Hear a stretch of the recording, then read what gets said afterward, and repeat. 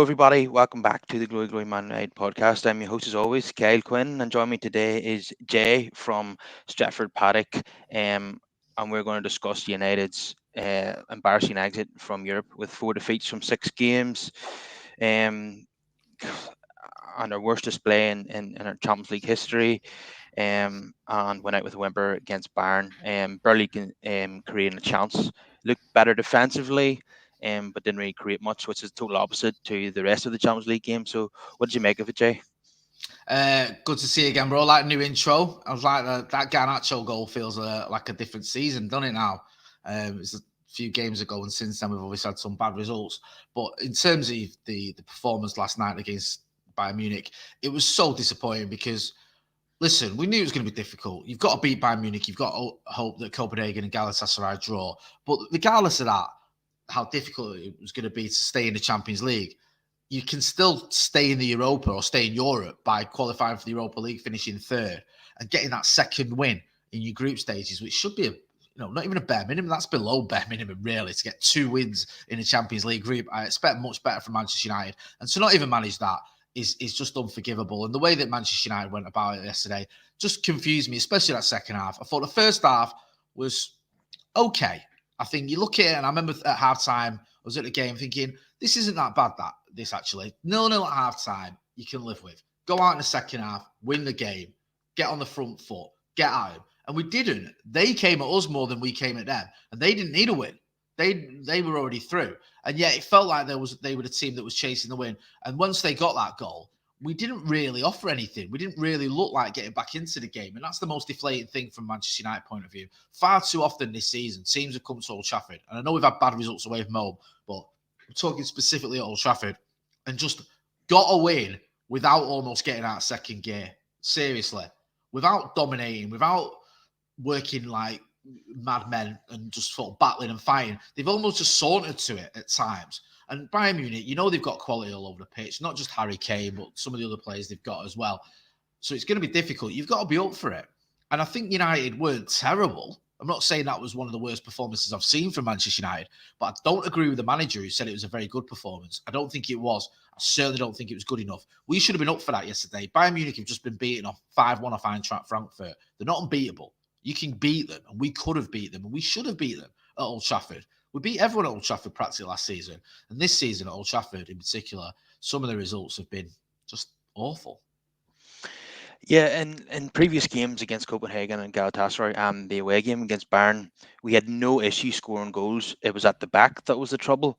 And then when we actually looked solid defensively, we didn't create anything. So Ten Hag is just struggling to get the balance right at the moment. Yeah, I think Shaw had an effort from outside the box. Bruno had one from a pullback from Wan-Bissaka where he skated with the bar. But apart from that, United just created almost nothing. And in the last 20 minutes, they never even had a go. They just accepted their fate. And it was hugely disappointing just to go out with a whimper like that. Um, I really expected more from United last night. I thought what I really expected was United would score a few goals and then Bayern would score more and would lose like 3-2 or something. But we never looked like scoring from the start of the game. I think there was that fear element after what happened against Bournemouth. We basically lost 4-0 and they were afraid of getting destroyed by Bayern. And like you say, Bayern had nothing to play for really. And they just toyed with us, didn't they? They were so solid at the back. And there was a lovely move involving Harry Kane for the goal. Now Rasmus got absolutely no change from Upper Meccano and Kim and Jay, did he? He looked like a kid last night, didn't he? They bullied him, didn't they? Yeah, that was disappointing because I do feel for Rasmus Højlund. I do. I know he's not got any goals in the Premier League. He's obviously got goals in the Champions League. I think he's got 5, which is a decent return. But he's just not getting any service. And the longer this drags on, the worse it's going to get and the more difficult it's going to get for him. And maybe I'm oversimplifying it, but I just don't get this idea of playing these inverted wingers on their unnatural side so they can cut in on their stronger foot. You've got Anthony, who loves cutting in on the right-hand side on his left to get his shot off, and his shooting is woeful. You've got Garnacho, who loves cutting in on his right foot. You've got him on the left. I don't get it why we don't just try swapping them round. Why not try telling him to get down that byline and get a ball into this kid, Hoyland, who does get himself in some good positions, who can score goals, but is just not getting any service whatsoever. And that's been a sort of a trait that's gone on, a recurring theme that's gone on for the entire season, to be honest with you. So we're not getting the most out of Rasmus Hoyland. I feel for him because obviously it's becoming a massive sort of stigma that he's got attached to him in the lack of Premier League goals. And also, the wingers we've got that we're letting cut in or we're encouraging to cut in on their stronger foot aren't getting goals either. I know Garnacho's obviously scored that absolute worldie against Everton. He scored. I don't think Anthony's got any, has it, this season? No, So I just don't understand why we don't try something different. Try playing a winger who'll get down, or a winger on the side of their stronger foot. Get him getting down that byline. Get him whipping that ball in to Rasmus Højlund because he's running himself into the ground, chasing lost causes. like Palestri, for example. Facundo does that, doesn't he? He'll get down there and he'll try and get the ball in. I mean, don't get me wrong. There's times when I think it was Galatasaray away. I think he was trying a little bit too hard to get his shot off, but I think he was on the left that time. But if you put him on the right, he is capable of providing a service, providing you a service. I mean, he assisted Vogt Vegos last season. He's only one or two players that did that for United. Even the fullbacks are providing no real service for Nothing. Rasmus. I mean, look what Dallo did against Bournemouth. Rather than score it to Rasmus for a tap in, he blasts it and it hits the side netting. And I think Rasmus is absolutely furious with him there. And that kind of sums up the lack of service all season. But he has missed the odd chance as well.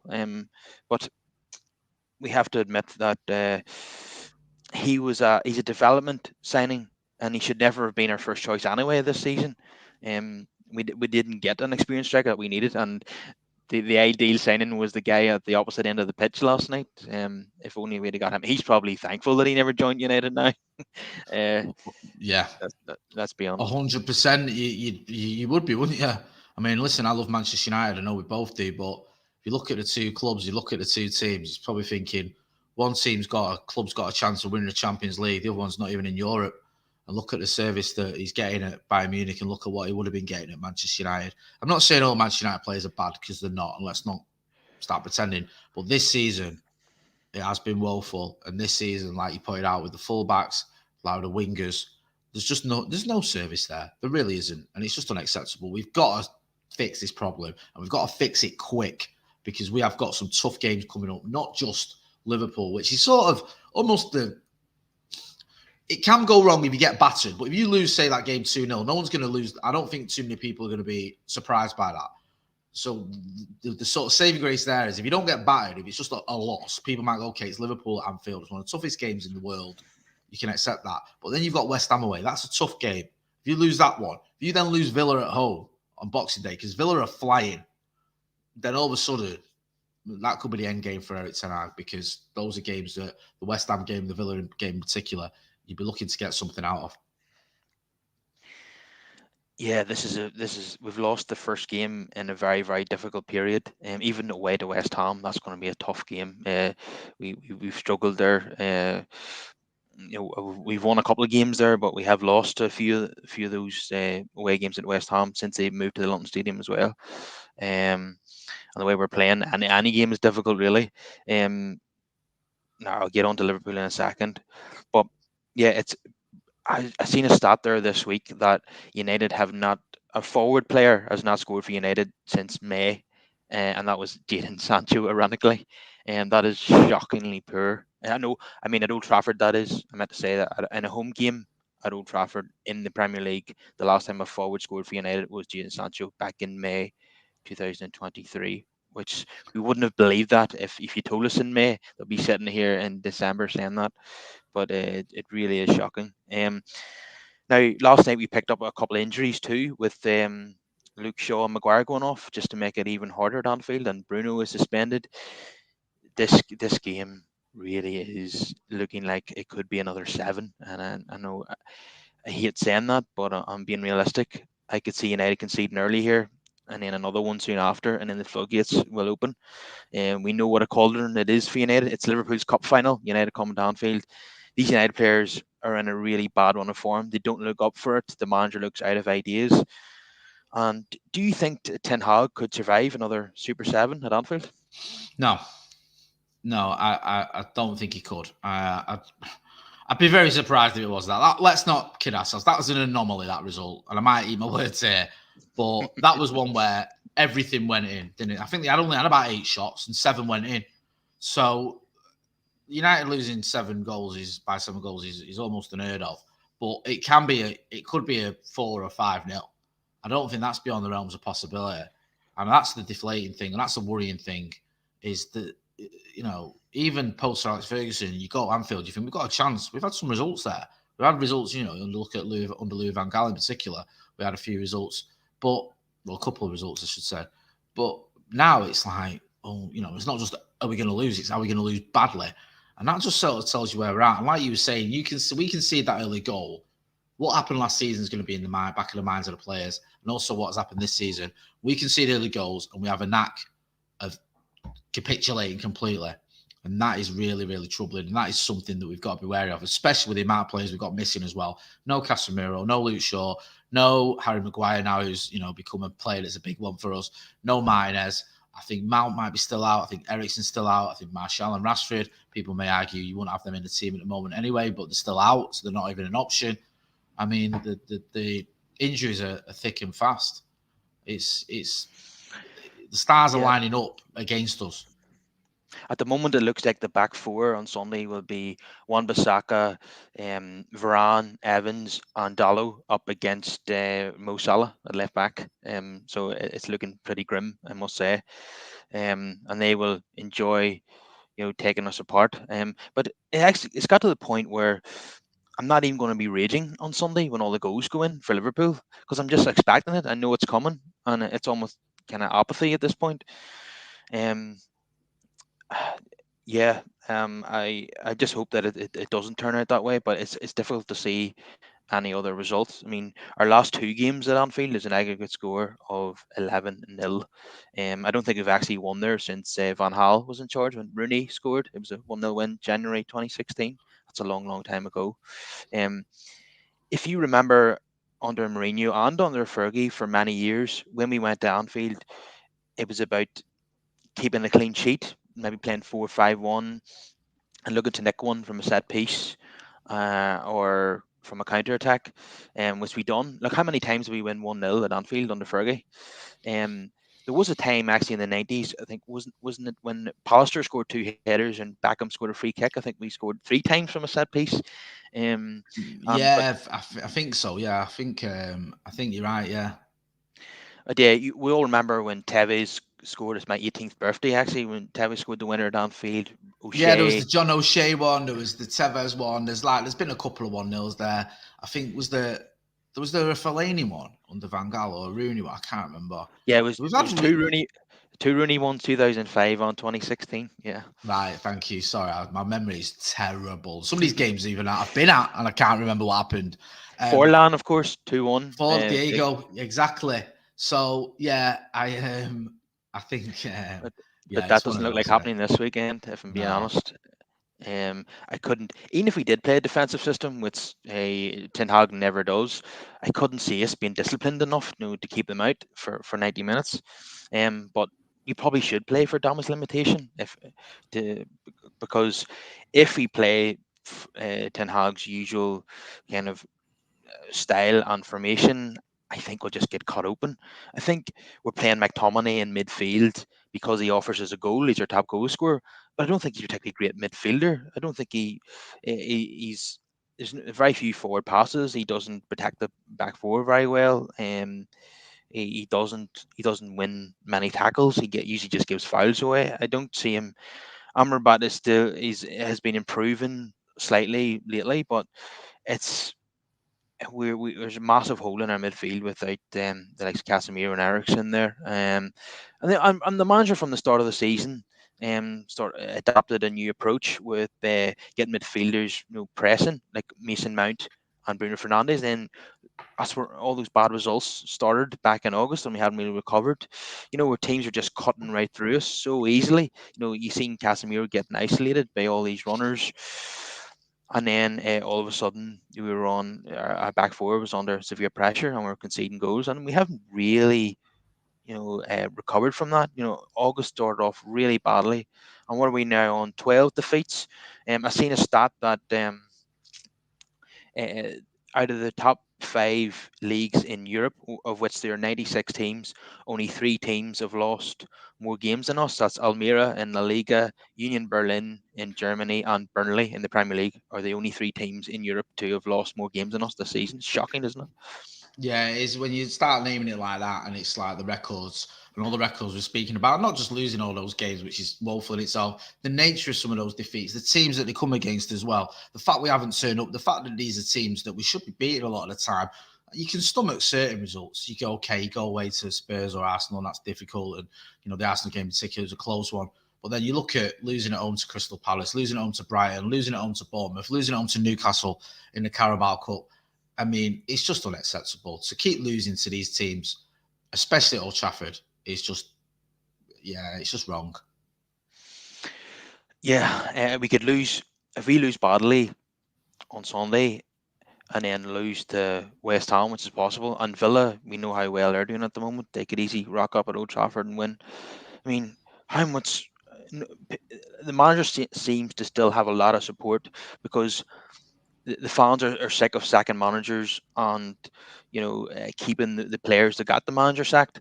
But something has to change. This can't go on. I think he's surviving because the club is in limbo at the moment with the sporting department control of the sporting department's been handed over and that there keeps dragging on and on. Um, but if these results continue, it's hard to see the manager surviving for much longer. No, I mean, I've said it before and I'll say it again. You can't keep losing football matches as a United manager. You just can't. You can't just keep losing matches and keep your job. Now, I like Eric Ten Hag and I want to see him stay. I want to see him being given an opportunity. But if he keeps losing matches, he's going to lose his job. It's that simple. It's what happened to Louis van Gaal. I know he got sacked after the cup final, but it was already happening, wasn't it? It's what happened to Jose Mourinho, what happened to Ole, and it's what happens to David Moyes. It's going to happen to Eric Ten Hag, whether you like him or not. If he's losing game after game after game with the occasional win here and there, he's going to get sacked. And like you were saying earlier, if he goes again away to Liverpool and loses badly, then that could be the end. But I don't know if that's going to be the one. It might be one where even if he survives that, if it's not like a horrible, horrible result, then you've got the game against West Ham away and Villa. Those are tough ones. Yeah, as Big T says here, when the only argument not to sack the managers because we have sacked previous managers, it's time for the manager to go. Yeah, exactly. It's this is it. And look at the history of what we do. We've done. This is what we do. We get rid of managers when they start losing games. This idea that United stick by managers, even pre-Fergie, people go on about this thing. We've got this history of standing by managers. We haven't. You know what I mean? Like we sacked Ron Atkinson when he won 2 trophies in 6 years, whatever it was, because he started losing games. We sacked Dave Sexton. I think he was actually I think his last 7 games we won, but because he'd underachieved. Historically, Manchester United haven't always stuck by managers, and certainly not post Alex Ferguson. So, yeah, you look at what's going on with Eric Ten Hag, and I do worry. With any of us changing the whole sporting department, or actually bringing in the sporting department, which we could argue we don't actually have. I mean, they're going to bring in a new coach as well. I mean, we all know that's going to happen. They're not, no new shareholders to keep the coach from the previous regime. They're going to bring in their own coach, and we don't know who that is going to be, but it's inevitable, really. But the unhappiness at the moment is so huge that for example, what Paul is saying here, I'm done with the club. 45 years I supported them and I haven't got the will to carry on. He says, fuck football and fuck all the bankers, they've ruined it. And I've seen a regular guest on your show, Andy Tate, says that he's going to listen to the match on the radio on Sunday because he can't even bear to watch it. That's the feeling of the fans at the moment, isn't it? Yeah, it is 100%. I think it's one of those where you be sort of looking at through your fingers. I've never gone into a game against Liverpool feeling less confident, if I'm being honest with you. Even when over the last few years when they've been sort of challenging and we haven't, you still feel like you can get a result. And going back to when I was a kid, like I'm talking about very young, Liverpool were challenging and winning titles, challenging for and winning titles, and United weren't. And we could always get a result against Liverpool. We had a pretty good record against them. But yeah, this one, all the sort of indicators point towards United being up against it, to say the least. Yeah, we just have to get through this period. I mean, I think it was Julio there compared it to December 2015 under Van Gaal, which was absolutely horrendous. I remember losing a number of those games to Stoke and Norwich at home, and we didn't barely even score a goal. I think this December looks like being something similar, the way things are going. And we just gotta hope. I mean, every week now we're being told the 25% stake is going to be bought next week, and then it's next week, and then it's next week. When is this ever going to happen, Jay? Well, you tell me. Like you're saying, it's not next week. It's next week. It's next week. I'm hoping it's sooner than later. I was hoping it might be in time for the January transfer window to maybe make some sort of impact there.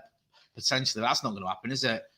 I still think it will, but it is dragging on, and you have to sort of ask yourself, oh, when are we going to see it, and why is it dragging on for so long? I mean, they're talking a bit because of the legalities and all the rest of it, but we'll have to wait and see. It just feels as though it stinks to me a bit of the Glazers. They just make everything hard work, don't they? The whole sale's been hard work. This announcement, the strategic alternatives, they seem to have come to some sort of agreement with Sir Jim Ratcliffe, but even that's dragging on. I think doing business with the Glazers just sounds like one massive headache. I just hope that when he does come in, Sir Jim Ratcliffe, we can change the structure like we spoke about, and we can get some sort of plan in place that helps Manchester United get challenging for the very top honours. Because at the minute, we just feel like we're all over the gaff. Yeah, this is arguably the worst it's been post Fergie. Look at all those defeats, like I mentioned, and we're out of Europe, and we're out of the League Cup. All we got left now is league games and the FA Cup for however long we lost in that competition. Yeah, so yeah, we want to get the new shareholders in for the January transfer window, which is coming up very soon. It's nearly upon us. Um, Now we've heard today that the budget could be impacted by the exit from Europe, and we've lost out on a lot of revenue there. Um, but we need to have something to look forward to in the new year, even if it is a new manager or a new striker or something. And I know like one player is just not going to solve all our problems, but something we really need is an experienced striker who guarantees us goals, and Ivan Tony just might be the man. If now everybody's in for him, we know that, and it's going to be competitive for him, and he might have better options than the current United team. But if you could get him, would you go for him, Jay? If I could get him, I would. I think he's a goal scorer, and I think he's someone who's obviously done it in the Premier League, can take a set piece as well. We've seen it against United. He's had good games against us, and he's someone that I think will be in demand. I think there's a few clubs looking at him. The only issue is his price tag. I think it's too high. I don't see United getting him because of that. I think we've got to look at financial fair play. The only way that happens is if we sell a few players, and I don't know who we're going to sell and to whom during that January transfer window. So it's one I'd have. I'd have Aaron Tony. I just don't know if it's going to happen. Yeah, we've been linked with that striker from Stuttgart as well. He's having a great season, and he might be Serhu a good. Garesi, is it? The kid, the one that scored like 16 goals in 11 games or 16 in 12, whatever it is. Yeah, he's having a purple patch, obviously in great bit of form. He hasn't really shown those sort of numbers consistently. You might look at it and go, okay, now he's kicked on. I think he's 27. He's having this purple patch because he's progressed. Bit more of a gamble, but I think he's got a buyout clause of around 15 million, which might be able to is something that you might be able to make a deal happen with United. But we'll have to wait and see. Yeah, hopefully we can get a few people out the door in January and a few people in. One of the things that really bothers me about Ten Hag is that after that Newcastle performance, there's no way Martial should ever play for Manchester United ever again. Yet he was selected against Bournemouth, and it was entirely predictable that he was going to be subbed off after 55 minutes. And Diogo Dallo as a player, I don't rate at all. He's a terrible defender.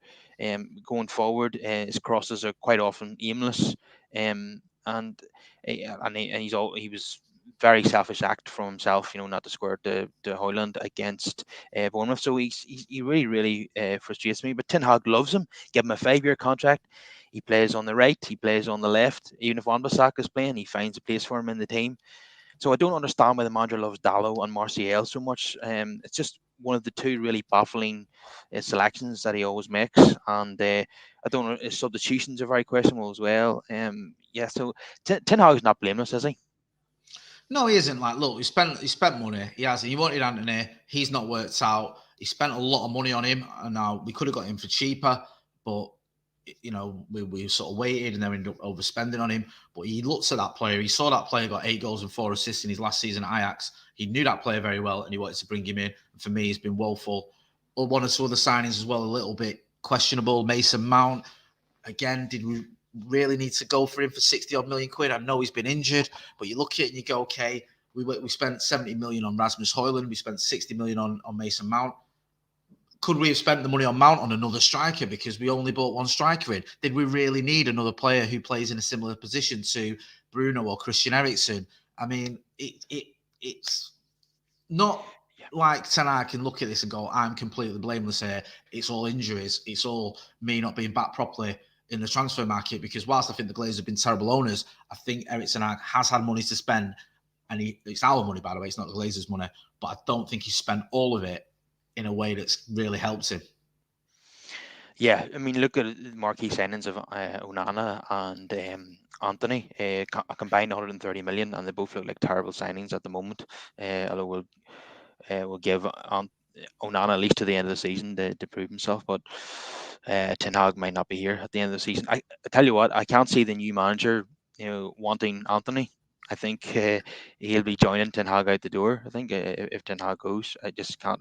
He has been such a disappointment, and we massively overpaid for him. So yeah, it wasn't. We should have had a proper sporting department rather than giving the manager, you know, so much power to sign whoever he wants. Because look, most of the signs he's made have played in the Eredivisie, and even the loan signings he was bringing in have that like Veghorst played in the Eredivisie, and they're just not. We need someone who can overrule the manager. We need a Paul Mitchell in there, or Michael Edwards or whoever, because we are so behind the times. We're the only club in the Premier League who doesn't have a proper sporting department, and that's probably the root of all our problems, to be honest. So Jay, it's been an absolute pleasure having you on as always. Always a pleasure, Carl. I'll have to come on again soon. And fingers crossed, it's not that bad at Anfield. I think that's the best we can hope for. It's not that bad. We'll have to wait and see, though. Yeah, thanks to everybody for your comments. I try to get through as many of them as possible. And everyone who joined us live, please smash a like on the video, subscribe to the channel, and get more of your comments in after the show, and I'll reply to as many of those as possible. But Jay, Nick, when I see you in the new year on this show again, hopefully things are looking a lot healthier at Old Trafford. Fingers crossed, brother. Fingers crossed. Pray. All right, I'll see you later.